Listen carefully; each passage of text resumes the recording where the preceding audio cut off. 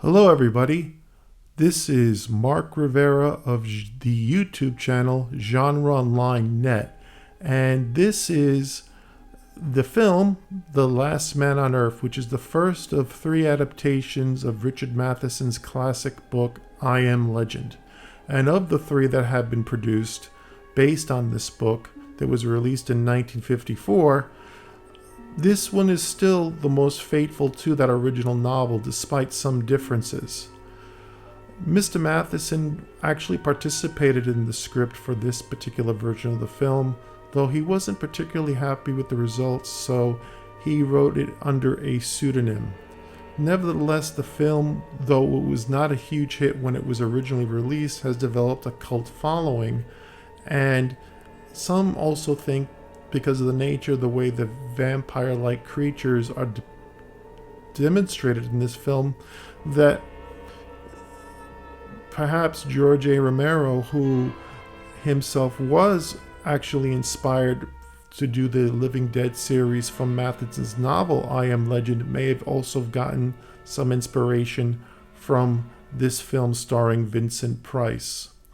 Now, as you can see here in this particular frame, there's a reason why I chose to open the film with this type of harsh green tone. And basically the reason why I did that is I wanted to basically give a type of visual clue that shows you basically that for all the dusk and dawn scenes in the film, there is a transition from the darkness to the light.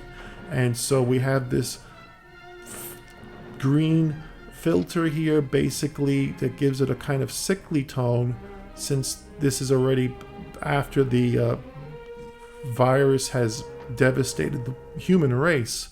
And so we have Vincent Price here, and I just wanted to get that across visually using filters, just so that when people saw this, that eventually they'd get the idea, okay, every time it's turning green, it's because we're getting into the night, or we're going to go back out of the night into the day.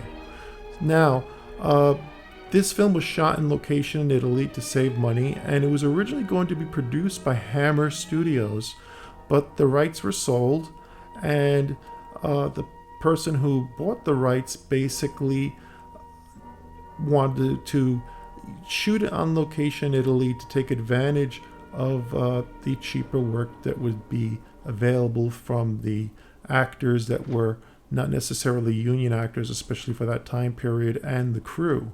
So it was shot on location with Italy, and basically, although this is an American film, sometimes you could definitely tell that the actors, much like the spaghetti westerns and so forth, you could kind of tell that there's a different quality to the way the filmmaking is done, and I think that's to the benefit of the film.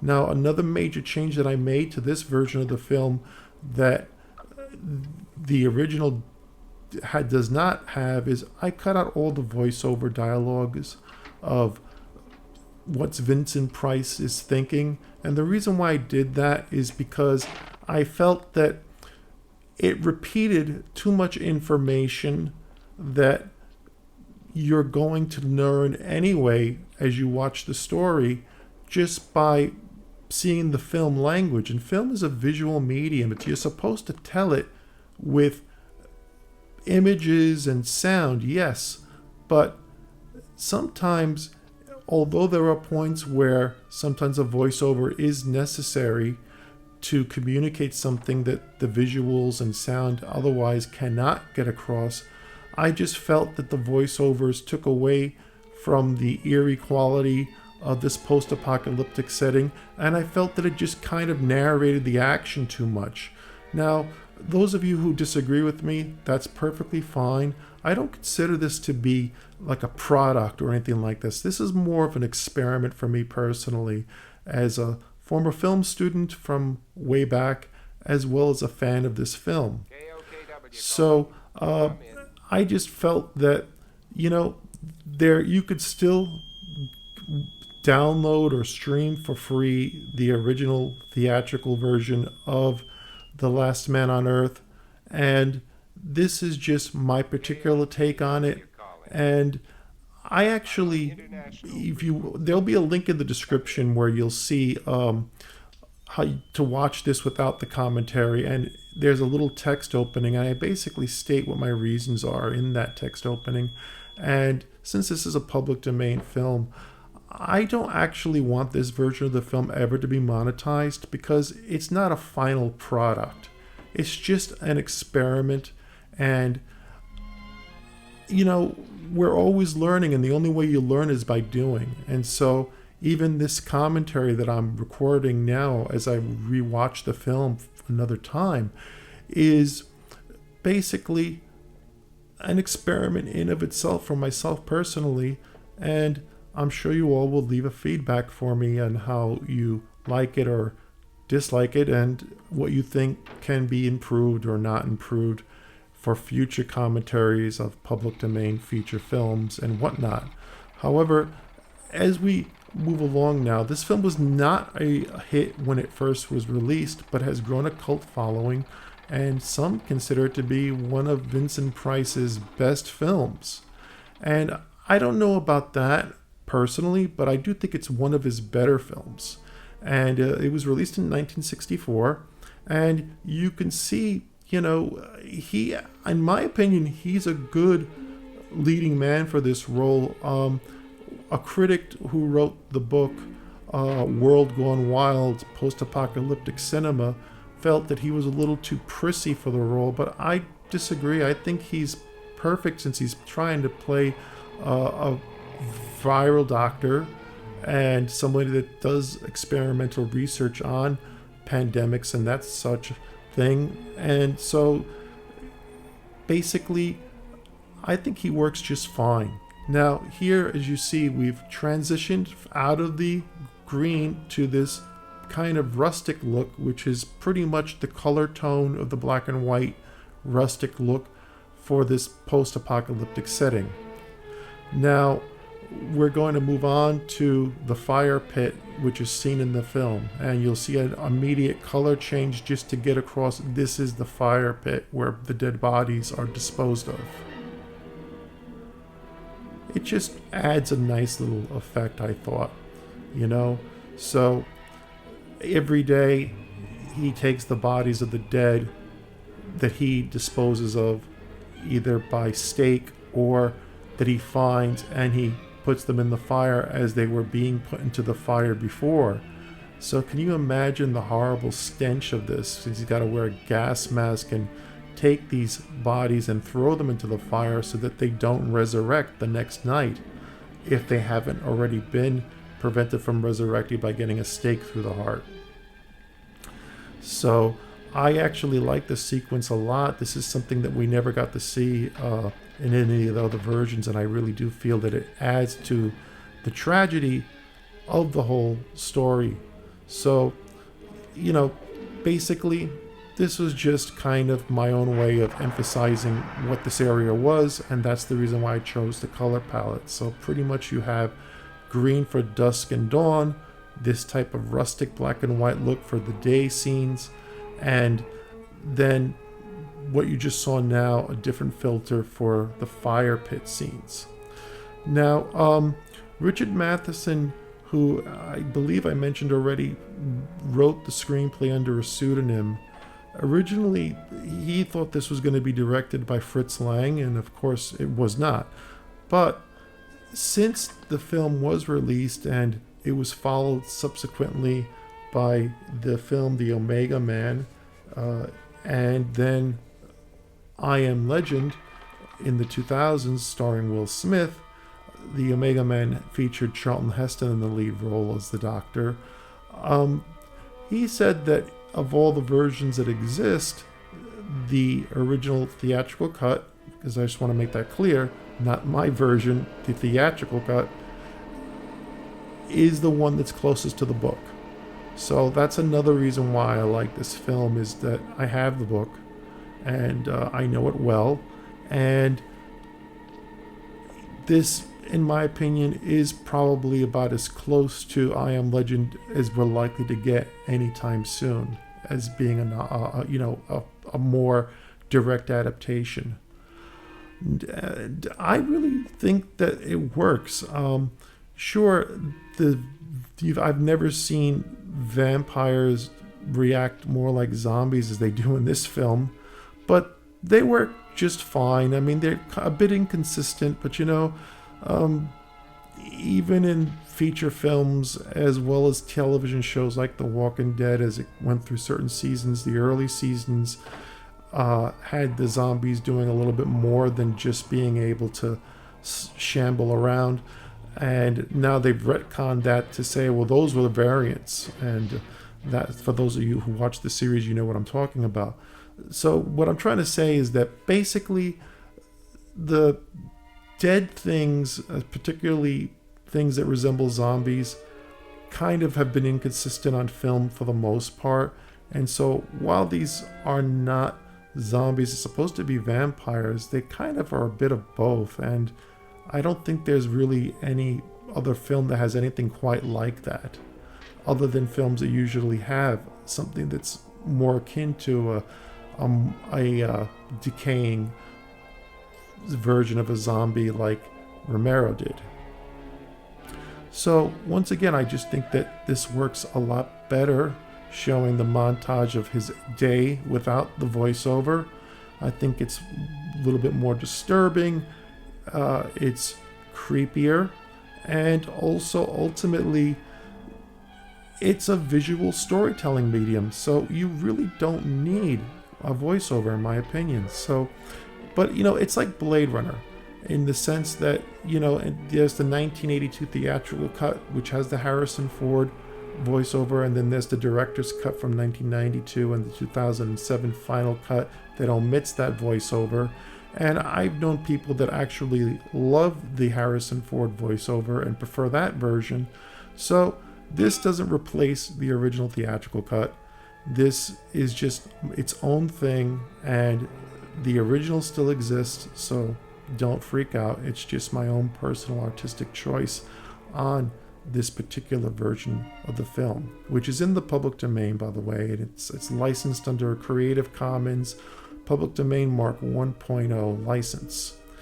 Now, as we see here, we've transitioned from that rustic black and white back to the green to get across the dusk coming, the night is coming, and I have to agree with one thing that was said by the critic who wrote the book, World Gone Wild, Post-Apocalyptic Cinema, and that is that the house, which is supposed to be like a fortress, doesn't really seem that impregnable.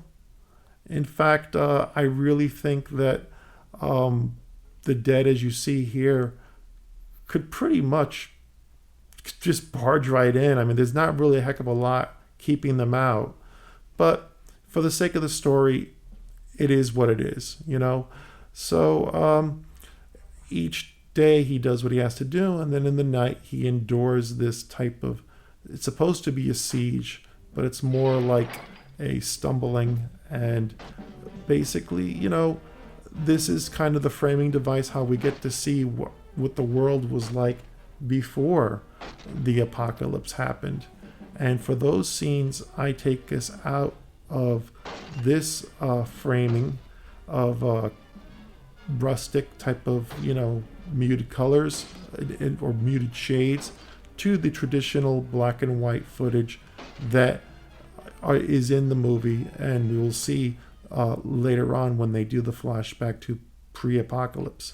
Once again, now we're back in the morning, so the green filter is being used, and by this point I would expect that the viewers who are watching this version of the film on my YouTube channel will have gotten the idea that that's what it means. That's just a visual cue. Is it necessary? Well, it's not really necessary.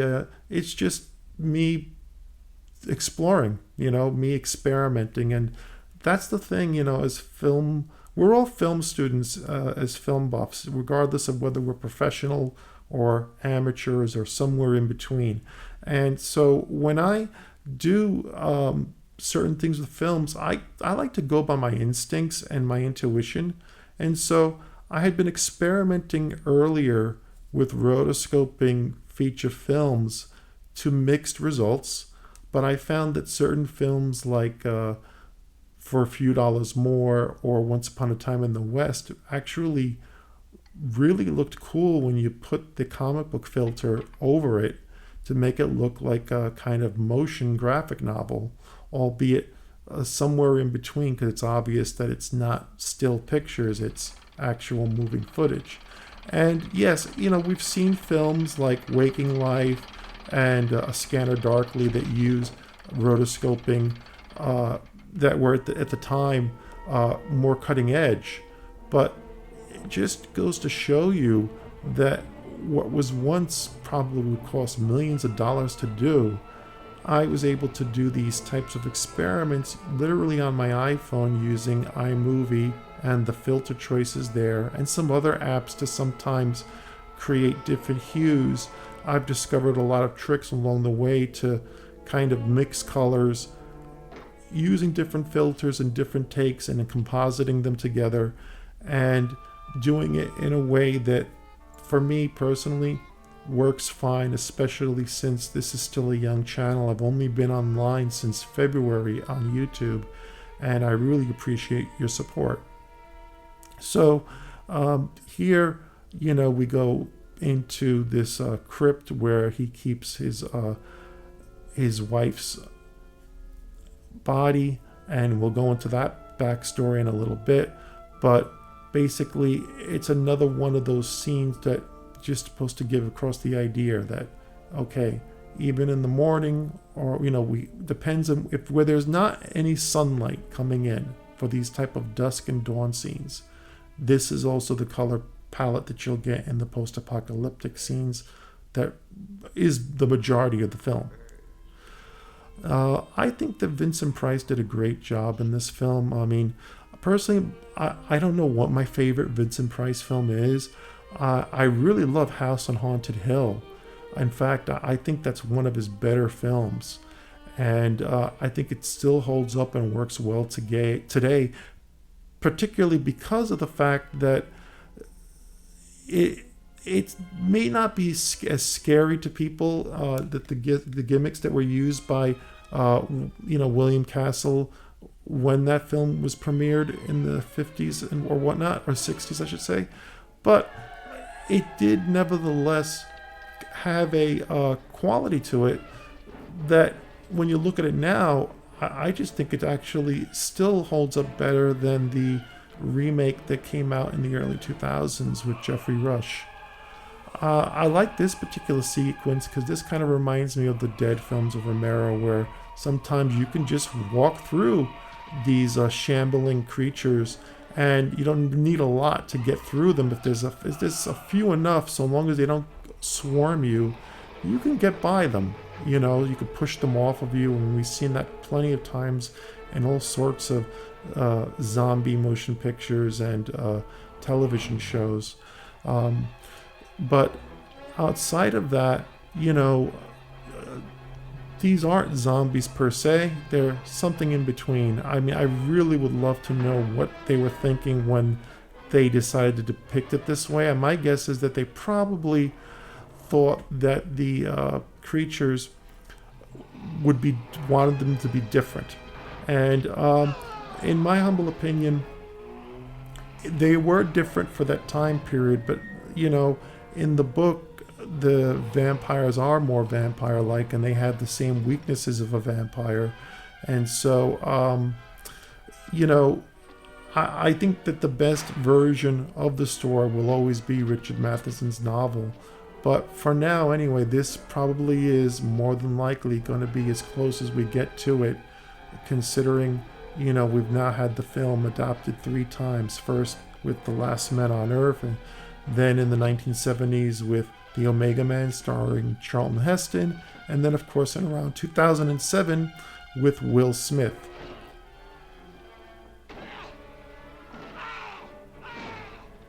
That part kind of makes me laugh, which is why I paused there for the moment. The ow, ow, that sort of thing, because it really, I don't know, it just sort of feels like it's out of character. Like these creatures, I don't know what to make of them. They feel pain when you're slamming doors on them. Uh, and I don't know. I just think it's kind of funny, that's all. Now we're going to go into the pre apocalyptic sequences where the film goes right into its original black and white, pristine form, untouched, aside from maybe some digital cleaning that I did, using, again, over the counter software that you can download from the App Store on iTunes. I really like some of these scenes here with Vincent Price. I mean, it's kind of, I gotta hand it to actors like Price and basically anyone who can pull off laughing and crying on a dime in front of you. Or like say Shatner in Star Trek, he would like scream really loud and sometimes, and like I'm not an actor, so I'd be embarrassed if I was doing some of these things. But here he is, he's selling both the tragedy with first laughing, and then it goes right into crying. So it's really gets off the idea of madness. Um, After 3 years living in the apocalypse, he's not the same man that he was in the beginning. But it is a great transition how he does it, and so I admire the fact that actors can do that sort of thing. It's just something that me personally, as a person that's not an actor, I can't personally do that, but I admire those who could.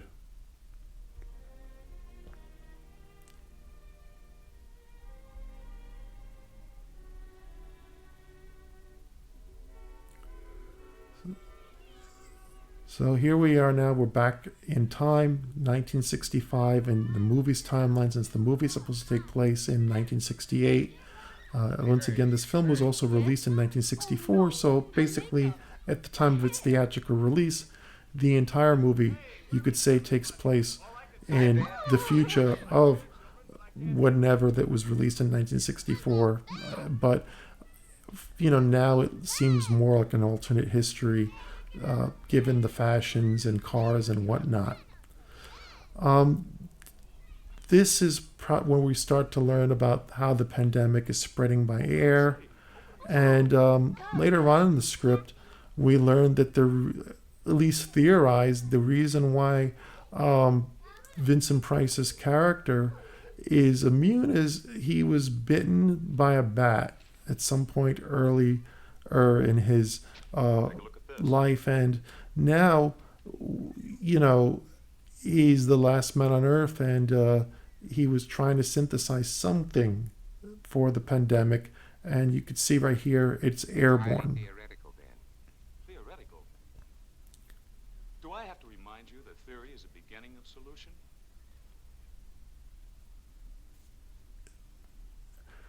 This is actually a good relationship. In the book, this is given more shock value because the person who works with Neville is revealed to be one of the vampires that basically comes to his home every night to stalk him, if you will. I'm a scientist, not an alarmist.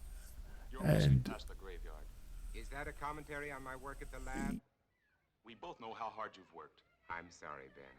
I just can't this accept particular the part of the idea film of actually reminds me of the universal first season of Fear the Walking Dead, mainly because in the early episodes of that particular season, we have a student character that's been reading rumors on the internet about a disease where the dead are coming back to life, and here we have this type of rumor being spread, and of course in both Fear the Walking Dead early on, anything is possible, and Bird. in this particular Best film, brains in The the world Last Man on have Earth, been uh, running through this thing with a people fine-tooth don't comb. believe The germ is what's visible under a happening, microscope, but it's and not they like don't any start to bacilli question ever it known. until late in the game. And so, in my humble opinion, It can't Vincent be Price's destroyed by character any is process perhaps we've been able to uncover. pragmatic to a But fault, with the whole and world that trying, there ultimately must be a will solution. affect how things work out in this story. He's just such a slave to science, Right now, and our problem is to he cut is that cake. not taking rumors of anything that's not scientifically based Coming. seriously, and ultimately he suffers for that up until the very end of the film.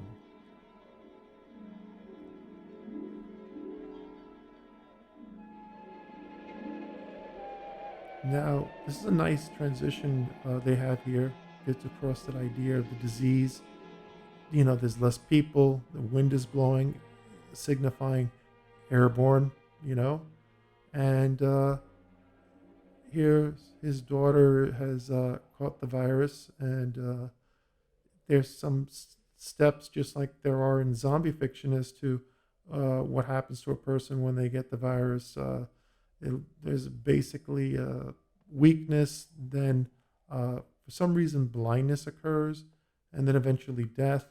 And then, unless the bodies are destroyed, uh, the person resurrects as this type of zombie vampire hybrid, which is, as I said already, is the only thing in the film that you can uh, really describe these creatures. And I still wish that they were more like the novel, because in the novel they are more traditional vampire-like, with still the same vampire weaknesses that are shown here: garlic, mirrors, Wind wakes you up. stake through the heart, etc. It always But does. they are How do you not feel? shambling corpses I'm all right. Oh, like don't in this get up, film. honey.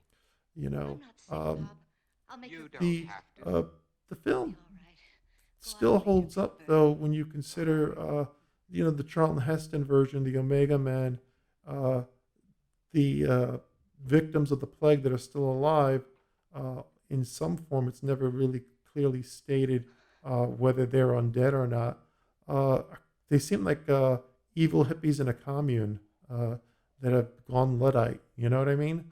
And and then in the 2007 version, uh, they look like Emotep from The Mummy, with these big jowls, excuse me, that come down, and the CGI doesn't really hold up, even by modern Oh, sweetheart, look, standards. if you don't feel well, But please go over back to here, bed. Just a the little practical that's all. effects do work, and here Wish it's somebody would definitely fix it. clear that It's all we're we're working dealing on with at the lab, something Serge. that is Maybe you better supernatural, not if send her to not school in today. the magical sense.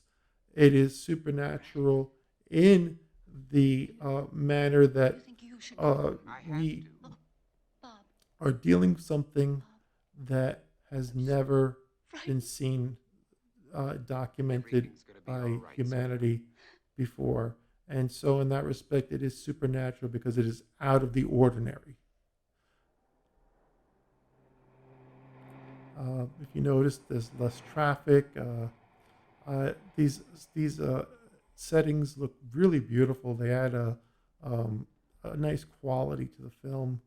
Um, uh, the architecture, it's just beautiful. Italy's a beautiful place. And, now we learn a little bit more about the virus and its airborne The bacilli are qualities, multiplying. as well That kicks the as bone marrow theory in the head. the, the It's better way you it chose a confounds higher white count researchers. than when I put it on the slide. Those cells are still living, Dr. Mercer, off one another. There has to be an answer. You heard that all communications are ended outside the continental limits? Yes, I heard. That leaves it in our laps. So we keep trying. Where's Cortland? But he should be here by now. You two stay on this virus theory until I decide it's exhausted. Right.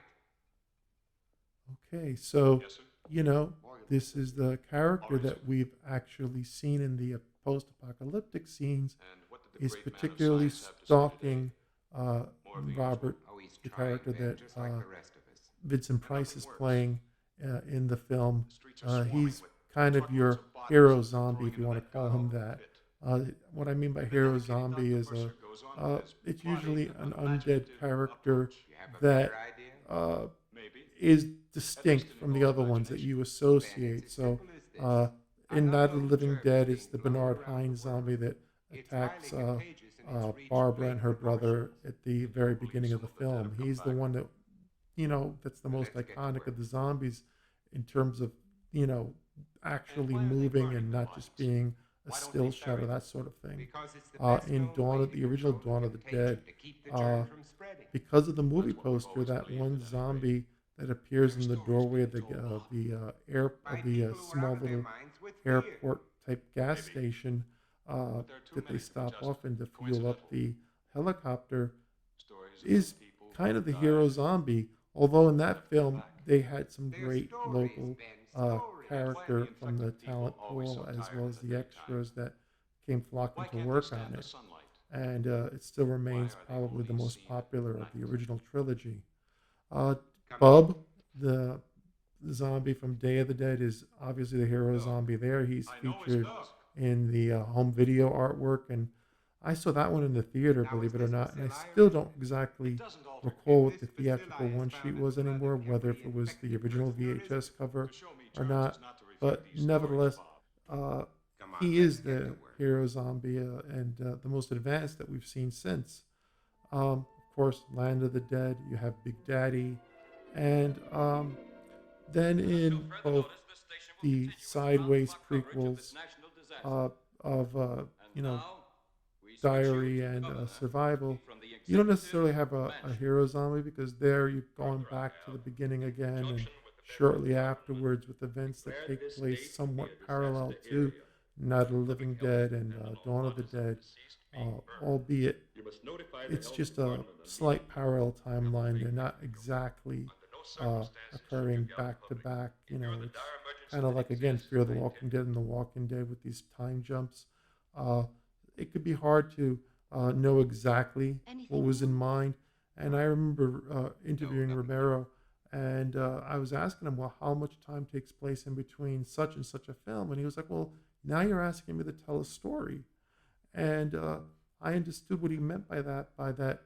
Um, you don't uh, you don't necessarily get like hard actions. So he was like saying to me, well, that's the reason why in Land of the Dead I mentioned 3 years, and that's the only reference I ever made in the entire series. I That's said no. that results to how long it took to get to this state in the world. Urge, there's And nothing then I there. pointed out that in Can't just let her Dawn of the lie Dead, there. Well, this way and she has this a was chance. confirmed, and he actually Call paid a me a doctor, compliment he'll telling me, report it.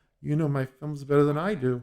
That basically Dawn of the Dead takes place 3 weeks after the events of Night of the Living Dead. It's clearly stated or implied through dialogue in the television studio scene. So it's also clearly stated over here, as I mentioned Blindness earlier, is one of the that this film takes place 3 years You're not to call the doctor after under any the circumstance. virus outbreak in No one is to come 1965, to which this was house. again a year Now remember that. that would follow the original 1964 release year of this movie. You see the daughter starting to succumb. She's losing her eyesight. I've got to Uh, pick Ben Courtman up and, on the way to you know, the um, lab. there's a lot of tragedy in No this one is to story. I come mean, into this this is not house. a feel good movie, Now remember but that. to its credit, it's not depressingly, basically, it doesn't make you feel like, like you need to take a sonic shower or something after you've seen it. Um, but I do like these sequences, with the military taking away the bodies of the dead by force. It's something, again, that Romero has in the beginning of Dawn. So I think there's a good uh, indicator beyond what Romero said, that Night of the Living Dead was inspired by the novel. Richard Matheson wrote I Am Legend. And maybe he did see this film, and maybe it was one of the inspirations for Night of the Living Dead as well. I cannot say for certain. That's not something that I ever asked Romero about, but when I did interview him back around 2005, Who's there? um, you know, It's me, Ben. we did speak We're about late. timelines, and I just find all these things more interesting now. So now we see here in the film that Ben, his what's the matter? partner is also succumbing to the Nothing, disease, and I'm going to keep it and that way. he's becoming Look, let's more talk about this. kind of like the There's Shane nothing to character in talk this, about. with respect to he's becoming Speaking belligerent, out of my mind. antisocial, that sort of thing. You laughed at me and Although my Shane, of theory. course, different reasons, You and it might was be one not of them. the Man, fact look, that you're killed. You ought to see a infection doctor. was making No him that way, doctors. other than the You take affection care of your of life, I'll take care lust of and mine.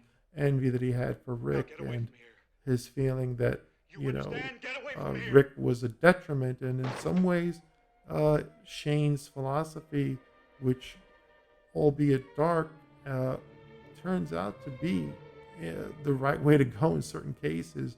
But Shane was too far gone by the point in the second season when Rick had to take him out.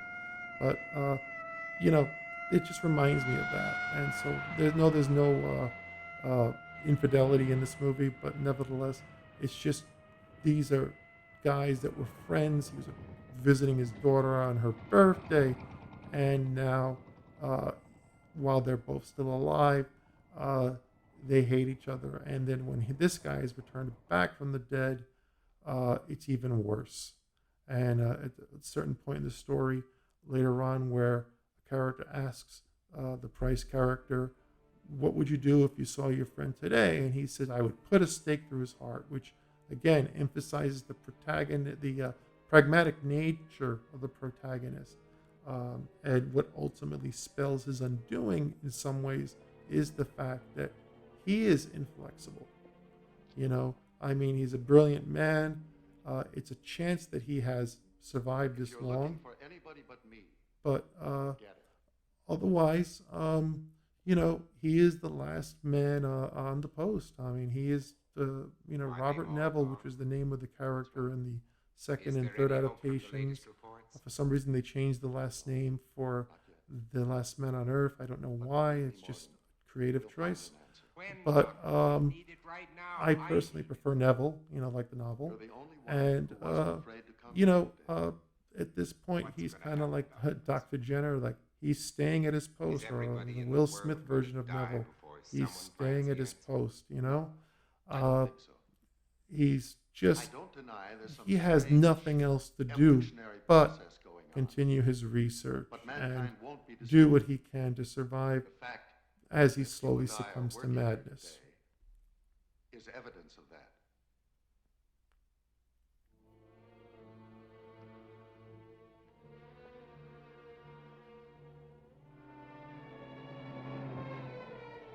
So, I really like these pre-apocalyptic sequences because they give a very, very good clue as to why things are going on the way they were.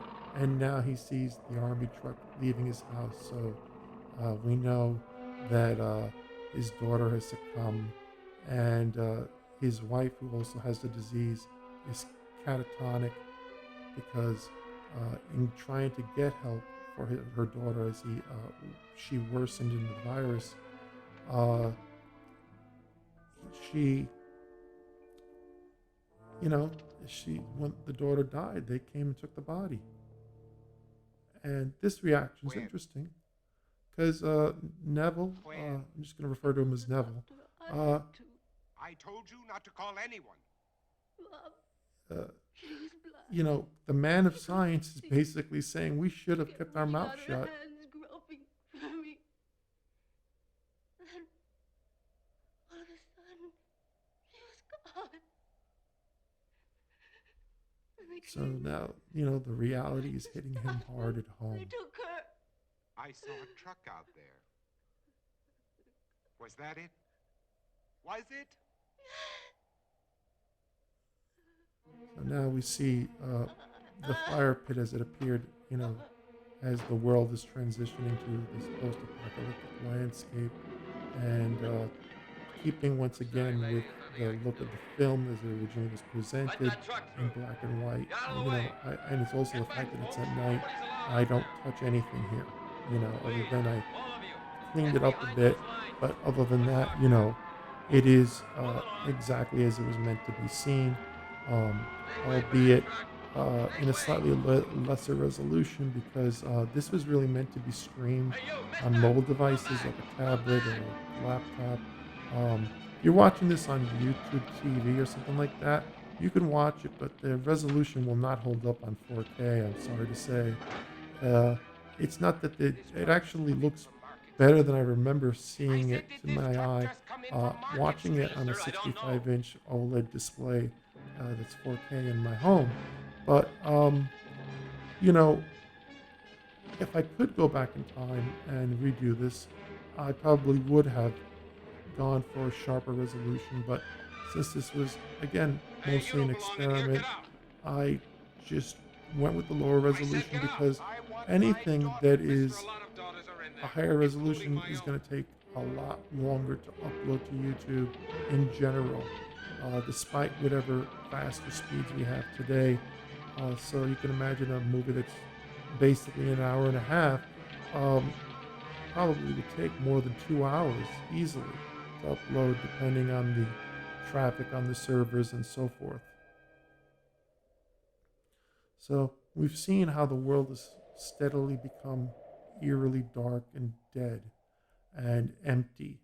And, we're starting to get closer to that time period where he becomes Mom, I can't see! not just the virologist, but now he is Verge. the survivor. And this is an important sequence because this is when he finally gets it put into his face that his friend was right. And you'll see in a moment when that is, because that's what concludes the main flashback arc in the film. Verge. Let's just say his wife pays him a visit later on.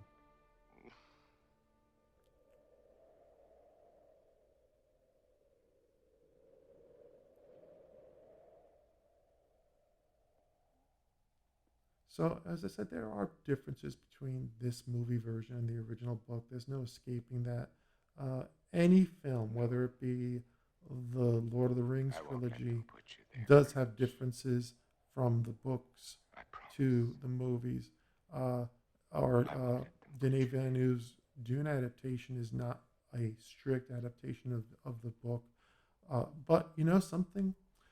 In both cases, the filmmakers were smart enough to bring their vision into being that for all the differences, you still feel like this is the book that I read or seen through another filmmaker's eyes, it's a totally different medium. Even the David Lynch version holds up well in spite of itself and the constraints that were put upon him that are totally unenviable and were a life lesson to him moving forward from that time period.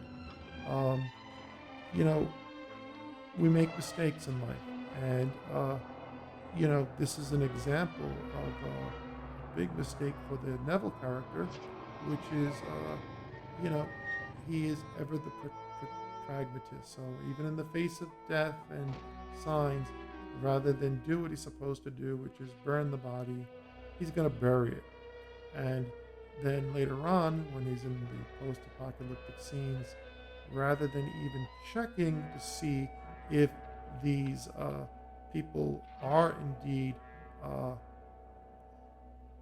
dead, and albeit the undead, he's just killing anything that's alive that he believes is infected.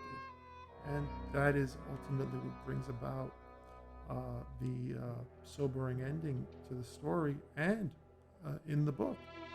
You know, he has become legend.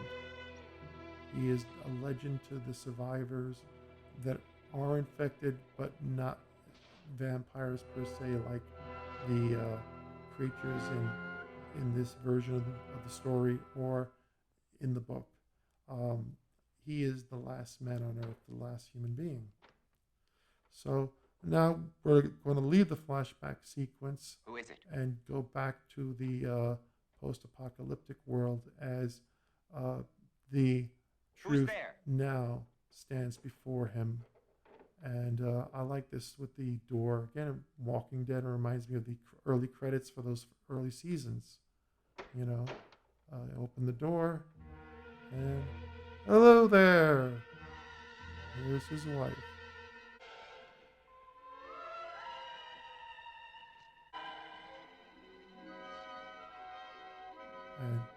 okay, we're now back to that rustic, post-apocalyptic color palette that I've already said ad nauseum uh, is the majority of the film. Outside of the dusk and dawn sequences and whatnot. So, the next part of the movie that I kind of don't like is the dog scene. That's just because I love animals, especially dogs. I have a dachshund, and I've grown up with dachshunds all my life since a little kid.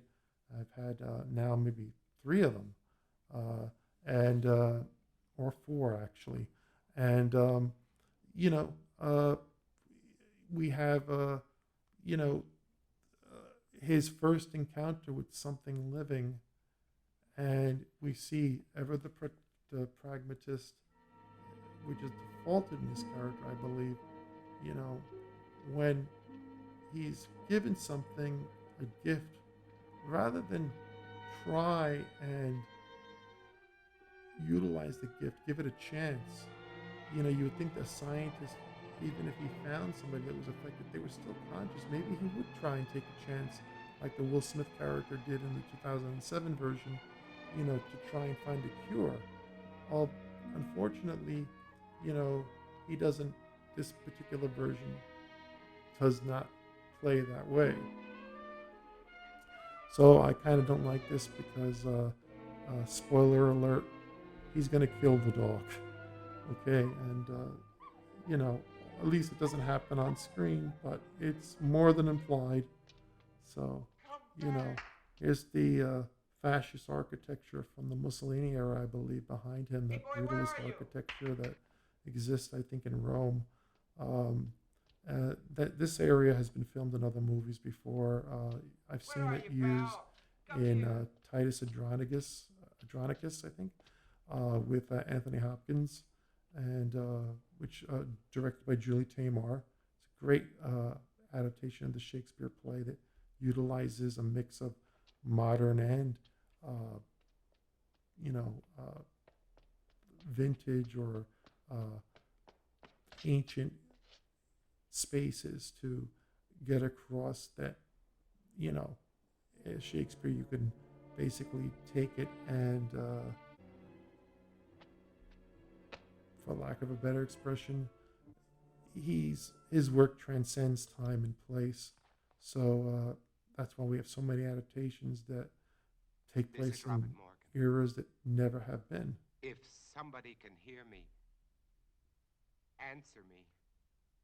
For God's sake, answer me. So now you think that, okay, he has suspicions because he's seeing staked, dead people, as you saw before when he was looking for the dog. And what are his actions? Okay, I'm good. There might be people out there. The dog has come back to him. Okay, so what's he do? Well, I already said what he's gonna do, but that is, I think, the fall of this character is the fact that in all the versions, what we basically have is a broken man that, he's brilliant on one end, but like all of us, sometimes we have to get out of our own way, and that's the hardest thing to do in life sometimes. We can be our best friend or our own worst enemy. And there's no, in this version of the film, as well as the other versions, I would argue that Neville is both his own best friend and his own worst enemy, ultimately, in all three theatrical versions, to his doom. Okay? So, we have this, very, very sad story. And, at this point, you got to give Vincent Price credit because he carries this movie. He's the only really American actor, I think, in the whole film. I think, he's the star of the movie. Everybody else is, nothing against actors that are foreign film actors or whatnot. But the reality is that he's carrying this film on his shoulders. And the same way Charlton Heston carried the film, the same way Will Smith carries the film. For that version of the story, the Everything's gonna be all right. you know, you if Vincent Price Nobody's gonna was hurt not a capable Everything's leading gonna be all actor right. for genre films, All right. this film would have never You're worked. going to get better. And I think that that's the reason We're gonna why have lots of happy times people together. like Tim Burton used him You'll see, in everything's gonna be Edward fine. Scissorhands. He's an icon, much like Christopher Lee, much like Boris Karloff, much like Bela Lugosi, much like Peter Cushing.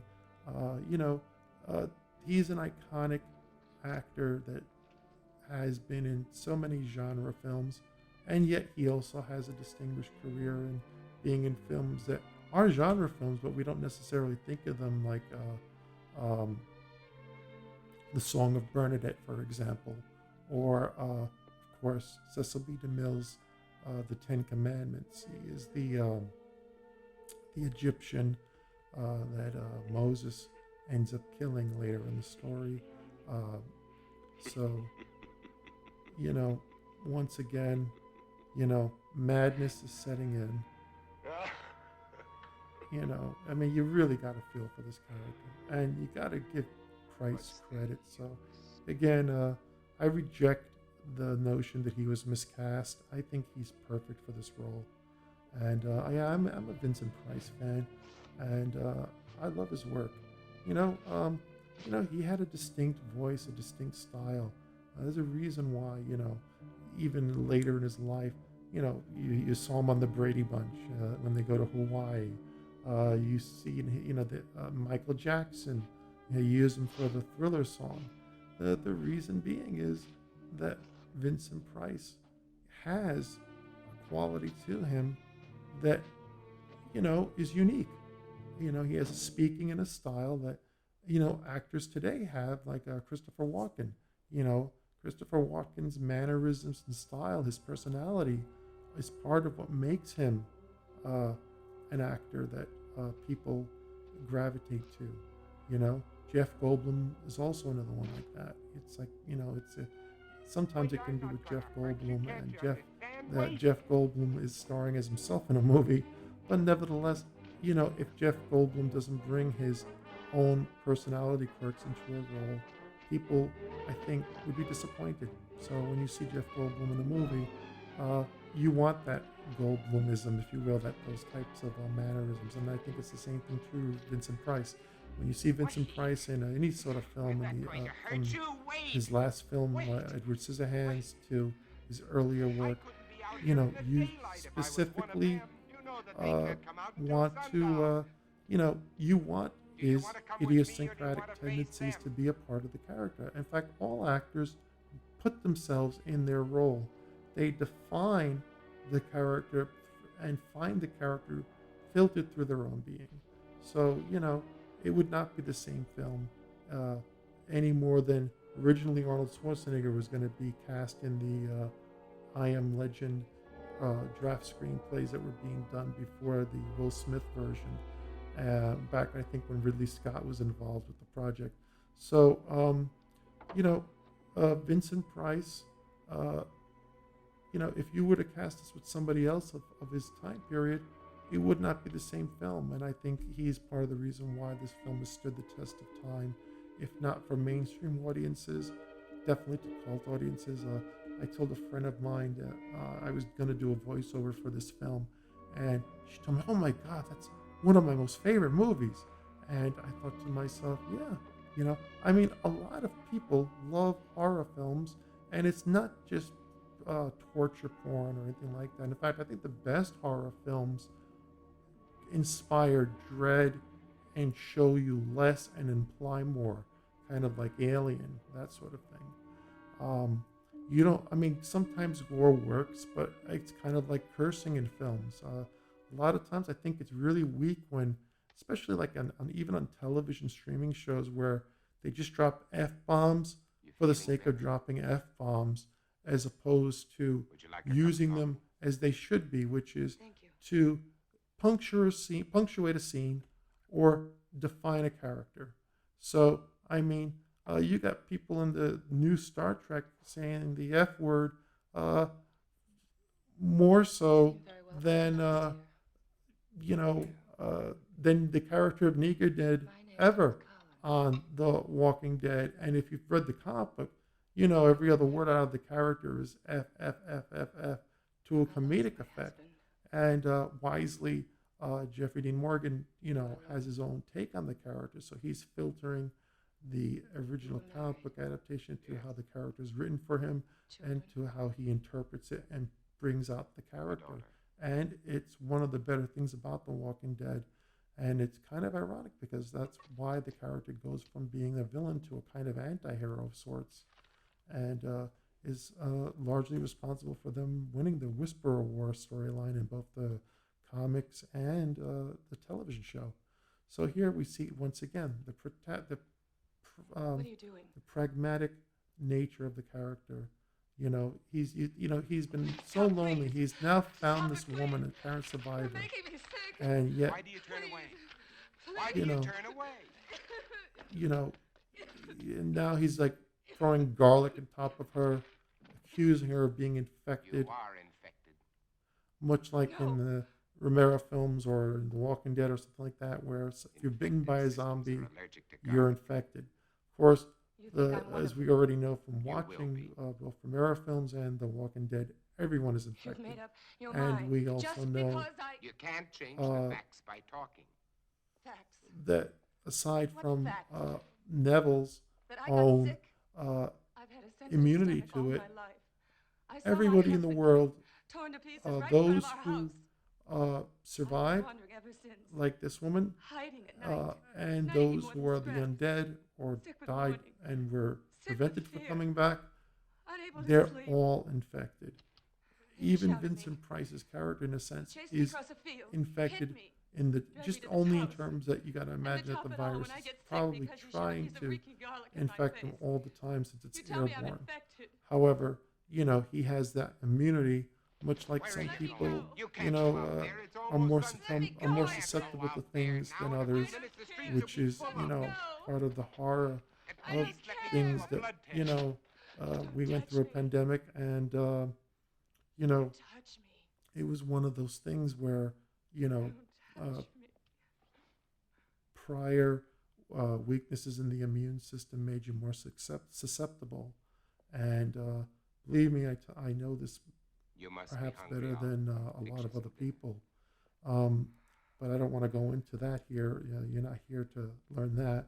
You're just here to, if you've listened this far, it's either because you like hearing my voice or you just want my take on the film. So, that's what I'm trying to deliver. I really love this You movie. should I believe it or not, I don't even have a copy of it in my Blu-ray library. I should get it, but I've seen it so many times on video that I guess it's kind of, and being the fact that it is in the public Oh, domain as and much you as can anybody could be. download pristine I'm not copy frightened of them legally anymore, from the if Internet that's what you- Archive, which is Oh, I protect where I myself usually against them, get but only because there's my so source many. materials from Individually, when I they're do weak, work with public mentally domain incompetent, pictures. like Um, animals after a you know, long famine. If they weren't, they it sure would have found a way of making it's heroes one of those out things of where it's nice to have it for archival purposes, but Hear that? being this is in the public domain That's been and important. there are licensed He was my copies that friend. are being distributed He was like by a kid people, brother. If I could different find companies him that and destroy specialize in that, and then your But more you premium said companies he like was the your Criterion Collection, for When I example. I'm find surprised him, that I'll drive a Criterion stake hasn't through done him a just like version all the others. of the Last Man on Earth. I think it deserves it. I mean, certainly, it certainly I You think lived through belongs all up there this. with their other releases You know like why? Night of the Living Dead and Perhaps I was uh, chosen. the some of the other horror films that they've distributed, like Carnival of Souls by Perhaps Herc it's because Harvey. a long time You ago know, when I worked in Panama, these I was movies, losing my sleep by a bat. there's a reason why they're My popular, theory is that and the bat it's had previously whether it's a acquired B movie by the time it entered my which blood, had been strained and that weakened by the sometimes you have those bat's movies that are As a result, so bad they're good, I have um, immunity. and then you have movies it's that only are a good guess. on their It's own only and a they're not thought. bad. They may be flawed, but they stand You the don't test of think time because That I'm immune. there is something that connects with people, you? and that's basically It's a all you simple can matter hope to for find with out whether any you are or type not. of film or television program or whatever, which is that you hope that somebody will connect to your work Will you and do find something in if it I am that infected? they Cure are going to fall in love with You in don't some have to form. I answer. think it's I know something that it's one word, a lot of but you do. filmmakers bring to their projects. It's You look at incurable. Francis Ford There Coppola's might be a way. best work, If not of which is killing the pretty, germ, in at my least of opinion, it's the containing it, 1970s keeping it from films, spreading. The Two Godfathers, If I had the Apocalypse Now, equipment, the and time, I particularly like But you don't. The Conversation. Those films, they have his thumbprint on it. Martin Scorsese, a master filmmaker, it has his thumbprint. Steven Spielberg films have a thumbprint to it. And Romero's films have a thumbprint to it. When a directing style is so strong, you know, people gravitate to it in the same way they gravitate to a brand of uh, liquor or a brand of food or just anything that is a brand, So, you know, s- the, I love was. Christopher Nolan's Without that Batman injection, I'll be trilogy one again. and the Dark Knight What do you trilogy. mean? And, You found you the know, solution? for me, that's Try. my favorite Exactly as you Batman said it could outside be. of Adam West. But I love Adam I West take Batman credit for for it. totally different reasons that as a kid seeing repeats What on is it? television, I didn't necessarily Deprotonated blood plus get vaccine. that it all right, it's Blood campy to germs. begin with, but that Vaccine keeps it Adam West isolated. is playing it for It more prevents than it from just multiplying. camp. I mean, there's real Had it for comedic some time now. quality to his work. And if you've ever heard Conan O'Brien discuss his There work are quite a number of and us. the pilot that And I they were thought you trying were to sell alone. with him in it, I uh, was going to uh, cure you. Adam West was Did a that very amuse you? gifted No. comedic actor, and Now, I want you the know, truth. even Vincent Price has a I bit of want all of comedic it. Why are you timing here? to him. I mean, To find out his if you know any more than perhaps we do. Abbott Costello meet You're Frankenstein part at of the us. very end.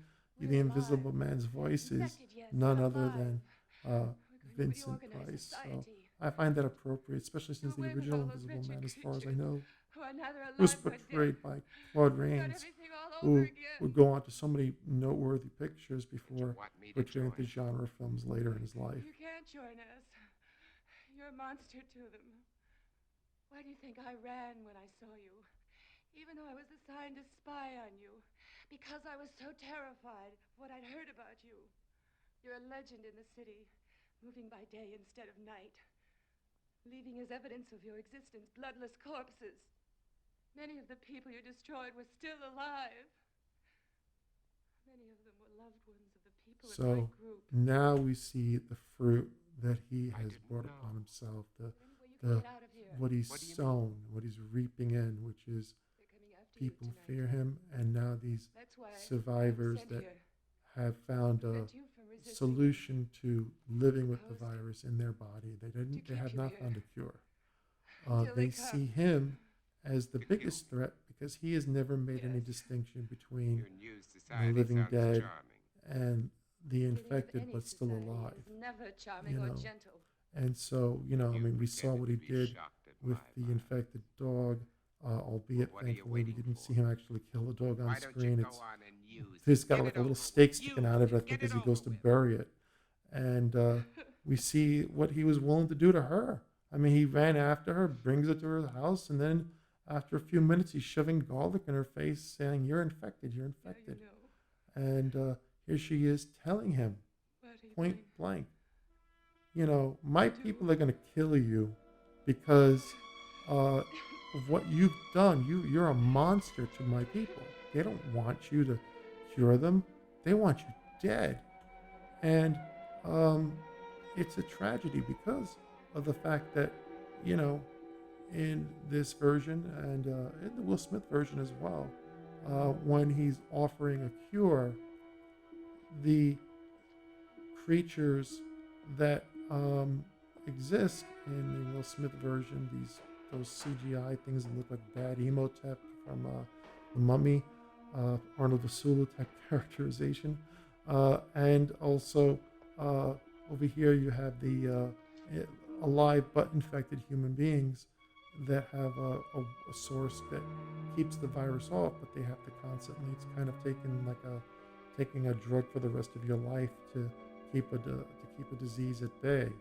Um, that is what they have discovered and what they live with, and because of that, they don't recognize that Neville has synthesized a cure. And as we see here, that is what he's going to do. And so he's the last man on Earth. But in the end, I don't know for sure whether she is truly uninfected, because there is a point where she's assaulted when the final sequence begins in the film. But nevertheless, if she is cured, then What? yeah, there is some hope for humanity if there's somebody that's able to synthesize a cure from her blood, since that's what he's done. Look, But otherwise, she then is the new last person on Earth, the last woman on Earth. And ironically, there's a Roger Corman film called The Last Woman on Earth, I believe. And You see, you can actually see that as well. I have a copy of it, I believe, the on my antibodies in my streaming channel. blood I have over work. 200 public domain My films, all blood has different saved types. you, So, Ruth. check them You know out what if you this have a means? chance. You and I This can is just the save first all one the I've done a others. commentary for. We won't be I've done alone. some We'll things that never I be call alone docs, which are again. mini documentaries, if you will, featurettes, discussing films. Wait. But I've never done a commentary before. And so, yeah, I'm a little rusty because this is the first time I'm doing it. But, I'm getting more comfortable with it. And, like I said, you learn by doing. And this whole thing is just a learning process. And I hope that comes through clearly, Don't be afraid. regardless how many times I repeat myself. I hope that it comes through clearly and that in spite of all these things, you enjoy it for what it is. Because, it's not in life. We all, the joy of life doesn't come from necessarily owning things. It's from sharing things. It's from sharing things that we have. And when I say that, I don't mean like sharing everything like, oh, well, I bought a house and I'm going to go share it with some people I don't know. No, that's obviously a little bit overboard. But at the same time, we can share compassion for each other. We can share our interests with each other. When you have your friend or your lover over, or your family over, you're sharing experiences, and that's what makes the movie theater type of event, like going to a church or something. You are sharing in a unified experience with strangers, and I don't think that no matter how great they make home cinemas, etc., and how I've easy already it's checked going it to under be the to microscope. just watch movies at I'll show home, you. nothing will ever replace I'll the prove it to you. theatrical I'll check it experience.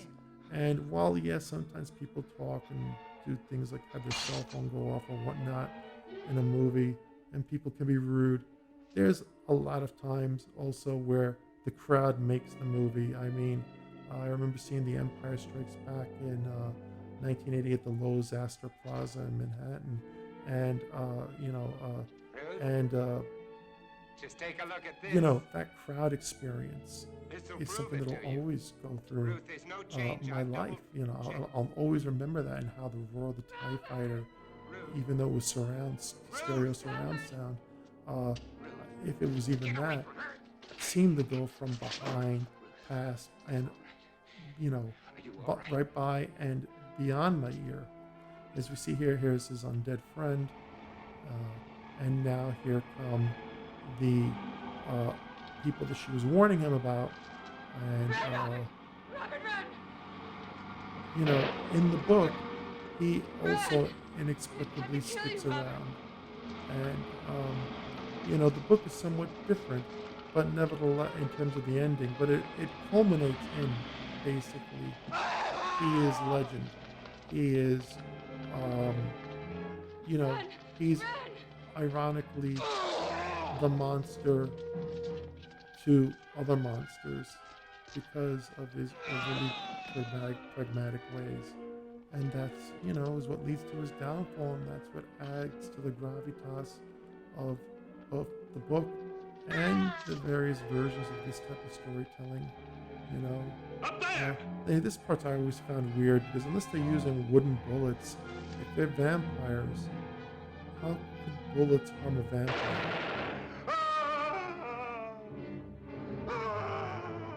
I guess we'll never know, at least not in the context of this film. There he is. Wait! You don't understand! Wait! I'd like to know how they all got like black outfits on, like an army. I don't know. It's kind of strange considering. I guess they all went to the same looted out store or something like that. But I don't know. It's just I guess it's just a weird thing, You have to differentiate them on screen in some way. So all of these infected but not undead human beings are wearing black for the most part, as opposed to being shambly creatures wearing, whatever they died in. Those are the other infected who are in fact undead. So, we're coming up to the last moments of The Last Man on Earth. And I really appreciate you all watching this with me. If you, regardless of whether you only watched it for a few seconds or you stuck through the entire feature-length presentation. It's not easy to do this sort of thing. I mean, it's a learning curve. I mean, I remember once somebody who I know got a YouTube channel that is fairly successful says that when you run a YouTube channel, you have no idea what the responsibility and work is to run it successfully. And I'm still beginning, but I have gotten thankfully a lot of people that like watching what I choose, etc. And this, I want to celebrate things of the past, partially because I think we can learn a lot about ourselves in the present. And, this is, again, that type of sharing. I mean, you don't have to be of the time period to appreciate it. I mean, when you go to film school, most of the films that you watch in the beginning, whether they be Rashomon or Citizen Kane, these are movies that came out before I was born. So those of you who are younger than me, you're probably watching lots of films that, like Rocky or whatnot, that came out before you were born. I mean, I was just a little kid when Rocky came out.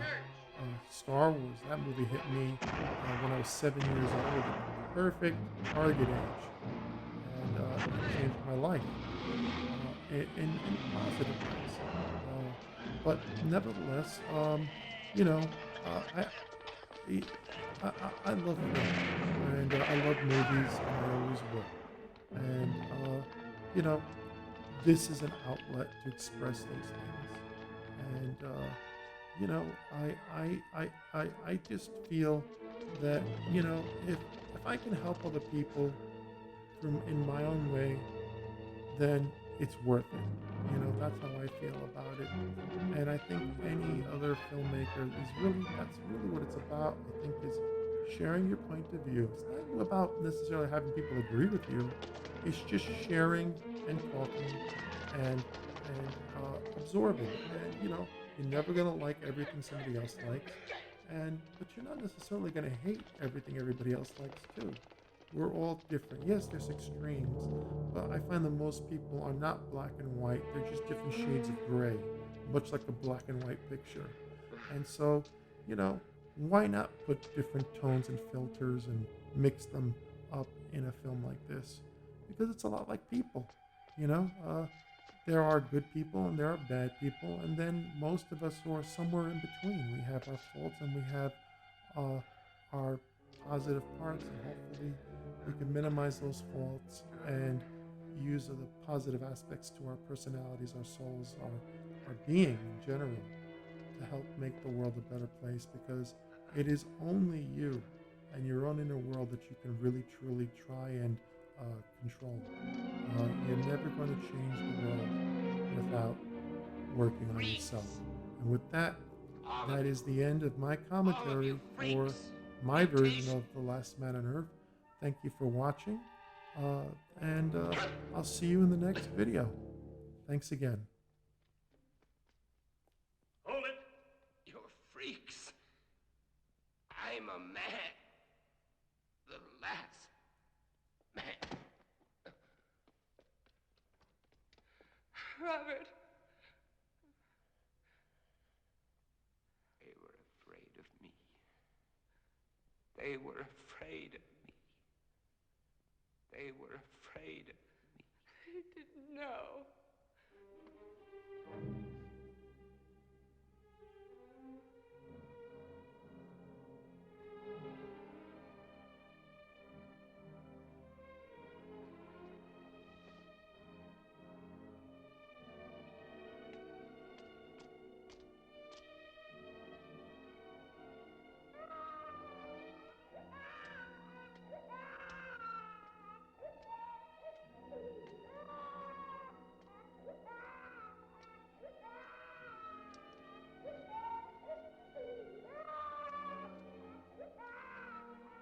Don't cry. There's nothing to cry about. We're all safe now. All safe.